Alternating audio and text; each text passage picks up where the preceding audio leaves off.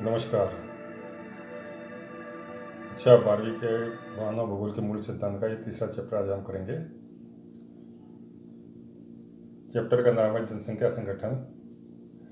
जनसंख्या संगठन को जनांकीय संरचना भी कहते हैं। जनसंख्या संगठन उन विशेषताओं को प्रदर्शित करता है जिनकी माप की जा सकती है और जो समूहों में अंतर स्पष्ट करने में सहायक होते हैं। जनसंख्या संगठन के मुख्य घटक हैं आयु, लिंग, साक्षरता, आवास। मतलब जनसंख्या के जो मुख्य संगठन जिसके बारे में हमें अध्ययन करना है उसमें आयु संगठन, लिंग संगठन, साक्षरता, आवास का स्थान आदि ये घटक विकास की भावी योजना को निश्चित करने में सहायक होते हैं। तो इनके द्वारा ही किसी भी देश की जो भावी योजनाएं होती हैं इनके अनुसार ही हम कर सकते हैं। तो किसी भी देश में विविध प्रकार के लोग रहते हैं। प्रत्येक व्यक्ति अपने आप में अद्वितीय है। लोगों को आयु, लिंग तथा उनके निवास स्थान के आधार पर पृथक किया जा सकता है। जनसंख्या को पृथक करने वाली कुछ अन्य विशेषताएं हैं, जैसे व्यवसाय है, शिक्षा है और जीवन प्रत्याशा। जीवन प्रत्याशा का मतलब होता है कि जीवन जीने की जो उम्र होती है उसकी, या किस तरह से उसकी लाइफ स्टाइल होती है, उसको जीवन प्रत्याशा में लिखते हैं हम लोग। लिंग संगठन, स्त्रियों और पुरुषों की संख्या किसी देश की महत्वपूर्ण जनांकीय विशेषता होती है। जनसंख्या में स्त्रियों और पुरुषों की संख्या के बीच के अनुपात को लिंग अनुपात कहा जाता है। तो लिंग अनुपात का सीधा संबंध जनसंख्या में जो स्त्री और पुरुष की अनुपात होता है उसको लिंग संगठन कहा जाता है या लिंग अनुपात कहा जाता है। कुछ देशों में यह निम्न सूत्र द्वारा परिकलित किया जाता है। तो उसमें कुल पुरुष की जनसंख्या बटे में स्त्री जनसंख्या गुणे में 1000 करने पर, तो अथवा प्रति 1000 स्त्रियों पर पुरुषों की संख्या। तो भारत में इस सूत्र का प्रयोग कर लिंग अनुपात ज्ञात किया जाता है। इसमें स्त्रियों की जनसंख्या बटे पुरुषों की जनसंख्या गुणे में 1000 अथवा प्रति 1000 पुरुषों पर स्त्रियों की संख्या कितनी है यह भारत में देखा जाता है। लिंग अनुपात किसी देश में स्त्रियों की स्थिति के संबंध में महत्वपूर्ण सूचना होती है। जिन प्रदेशों में लिंग भेदभाव अनियंत्रित होता है वहाँ लिंग अनुपात निश्चित रूप से स्त्रियों के प्रतिकूल होता है। तो जहाँ पर जिन प्रदेशों में या जिन देशों में देखा जाता है कि अधिकतर स्त्रियों के साथ भेदभाव किया जाता है तो वहाँ पर प्रतिकूल होता है। वहाँ पर कन्याभ्रूण हत्या भी होती है, शिशु हत्या भी कर दी जाती है, घरेलू हिंसा भी होती है। तो इसका एक कारण इस क्षेत्र में स्त्रियों को सामाजिक आर्थिक स्तर का निम्न होना हो सकता है। अगर स्त्रियां शिक्षित नहीं होंगी, पढ़ी लिखी नहीं होंगी और अपने आर्थिक रूप से संपन्न नहीं होंगी तो उनको भी घरेलू हिंसा या किसी भी प्रकार की प्रताड़ना का सामना करना पड़ता है। आपको स्मरण होना चाहिए कि जनसंख्या में अधिक स्त्रियों के होने का अर्थ यह नहीं है कि उनका स्तर बेहतर है। यह भी हो सकता है कि पुरुष रोजगार के लिए अन्य क्षेत्रों में प्रवास कर गए हों। तो अधिकतर गाँव में इसी तरह से होता है कि गाँव में जो पुरुष होते हैं वो शहरों में चले जाते हैं और शहरों में जाकर रहने लग जाते हैं और स्त्रियां घर पर ही रहती हैं, जिस कारण से लिंग अनुपात भी बदल जाता है। प्राकृतिक लाभ बनाम सामाजिक हानि, स्त्रियों को पुरुषों की तुलना में जैविक लाभ प्राप्त है क्योंकि वे पुरुषों की तुलना में अधिक स्थिति स्थापक होती हैं। फिर भी यह लाभ उन सामाजिक हानियों व भेदभाव द्वारा जिन्हें वे अनुभव करती है समाप्त हो जाता है। विश्व की जनसंख्या का औसत लिंग अनुपात प्रति 1000 पुरुषों पर 990 स्त्रियां हैं। तो इस पॉइंट को सभी बच्चे याद रखेंगे कि जो विश्व की जनसंख्या का औसत लिंग अनुपात है वो है 1000 पुरुष पर 990 स्त्रियां। विश्व में उच्च लिंग अनुपात लेटविया में दर्ज किया गया है। यह भी एक नंबर क्वेश्चन में आता है कि जो विश्व का सबसे ऊंचा लिंग अनुपात कहाँ पर है, तो वह है लेटविया में। यहाँ पर प्रति 1000 पुरुषों की तुलना में 1187 स्त्रियाँ हैं।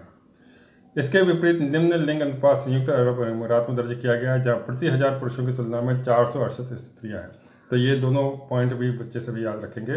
एक तो जो सबसे ज़्यादा हाईएस्ट लिंग अनुपात कहाँ पर है वो लेटविया में है, इसका है 1187 स्त्रियाँ 1000 पुरुषों पर, और सबसे कम है संयुक्त अरब अमीरात में जहाँ पर 468 स्त्रियाँ हैं 1000 पुरुष पर। लिंग अनुपात के विश्व प्रतिरूप से विश्व के विकसित प्रदेशों में कोई अलग अंतर नहीं दिखाई पड़ता है। संयुक्त राष्ट्र संघ द्वारा सूचीबद्ध 139 देशों में लिंग अनुपात स्त्रियों के लिए अनुकूल है।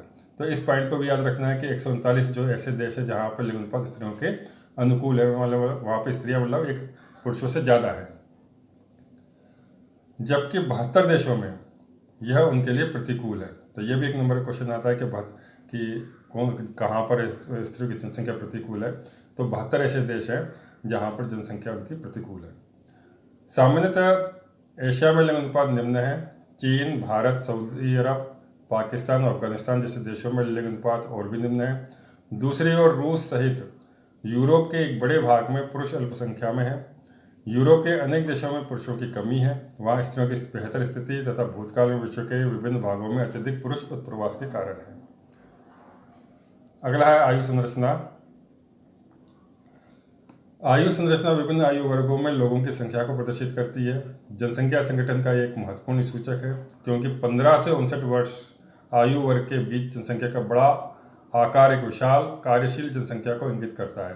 तो यह भी एक नंबर के क्वेश्चन में आता है कि कार्यशील जनसंख्या का आयु वर्ग कौन सा है। तो इसमें आंसर होता है 15 से 59 वर्ष के लोग। तो 15 से 59 वर्ष के जो अधिकतर लोग होते हैं वो यूथ होते हैं, यंग होते हैं, और उनमें कार्य करने की क्षमता ज़्यादा होती है, इसलिए ये कार्यशील जनसंख्या कहलाती है। और 60 वर्ष से जो अधिक हो तो बुजुर्ग का आ जाता है, वृद्ध जनसंख्या हो जाती है, जिसमें स्वास्थ्य संबंधी सेवाओं के लिए अधिक खर्च की आवश्यकता होती है। इसी प्रकार युवा जनसंख्या के अनुपात का अर्थ है कि प्रदेश में जन्म दर ऊंची है, वह जनसंख्या युवा है। नेक्स्ट टॉपिक है आयु लिंग पिरामिड। जनसंख्या की आयु लिंग संरचना का अभिप्राय विभिन्न आयु वर्गों में स्त्रियों और पुरुषों की संख्या से है। जनसंख्या पिरामिड का प्रयोग जनसंख्या की आयु लिंग संरचना को दर्शाने के लिए किया जाता है।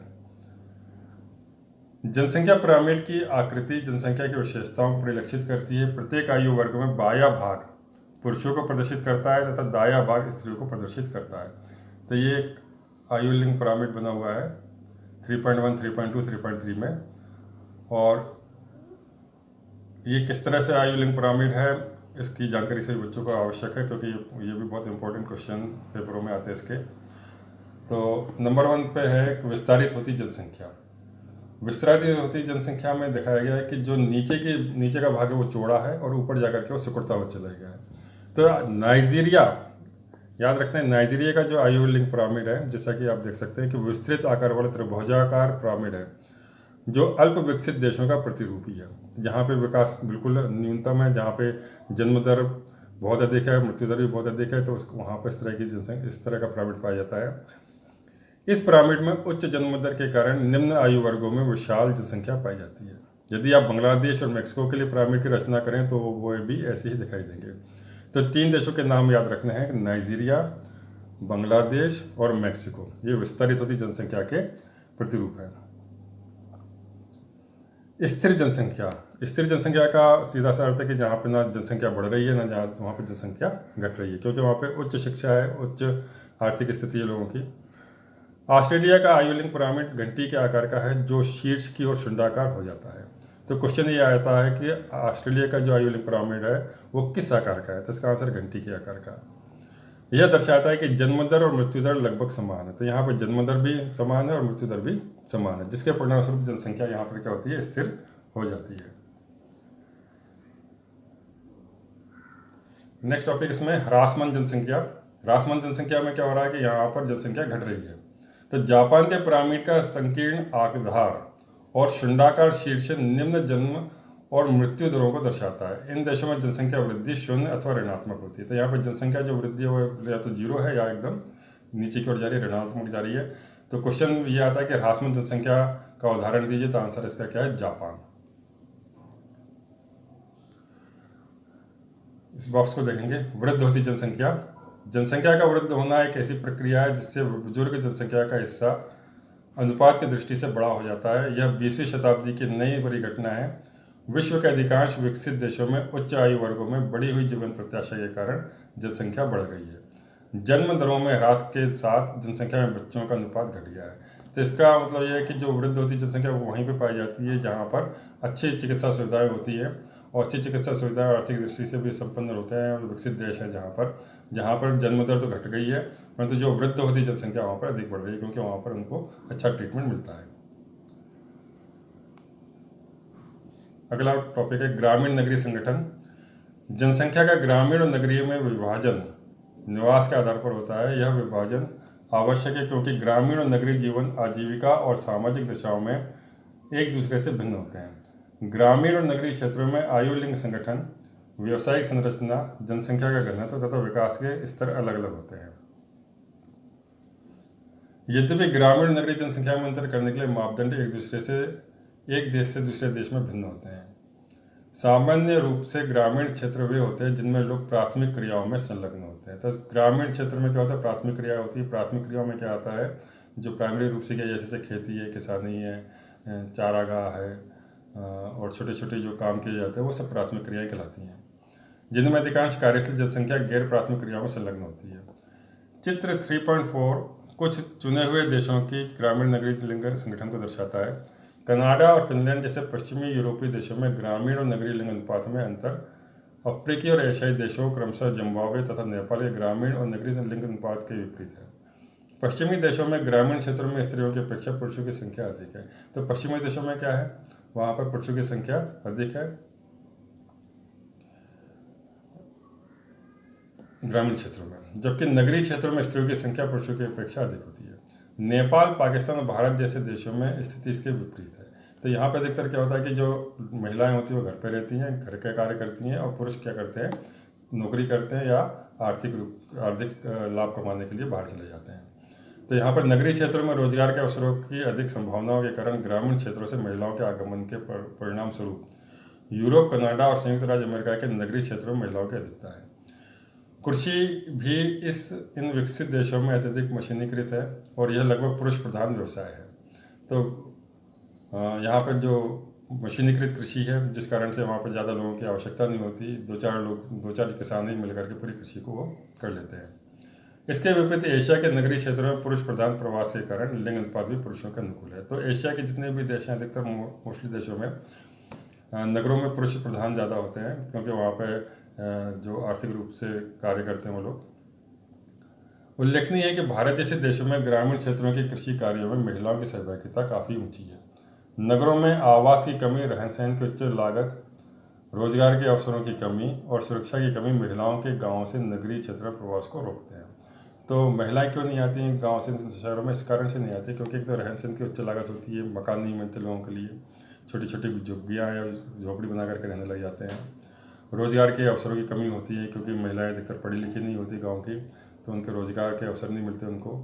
दूसरा, सुरक्षा की कमी भी एक महत्वपूर्ण कारक माना गया है। इसके बाद आता है साक्षरता। किसी देश में साक्षर जनसंख्या का अनुपात उसके सामाजिक आर्थिक विकास का सूचक होती है, क्योंकि इससे रहन सहन के स्तर, महिलाओं की सामाजिक स्थिति, शैक्षणिक सुविधाओं की उपलब्धता तथा सरकार की नीतियों का पता चलता है। तो साक्षरता के अनुसार ही सरकार की नीतियाँ निर्धारित होती हैं अधिकतर। आर्थिक विकास का स्तर साक्षरता का कारण और परिणाम दोनों ही है। भारत में साक्षरता दर 7 वर्ष से अधिक आयु वाले जनसंख्या के उस प्रतिशत को सूचित करता है जो पढ़ लिख सकता है, जिसमें समझ के साथ अंकगणितीय परिकलन करने की योग्यता होती है।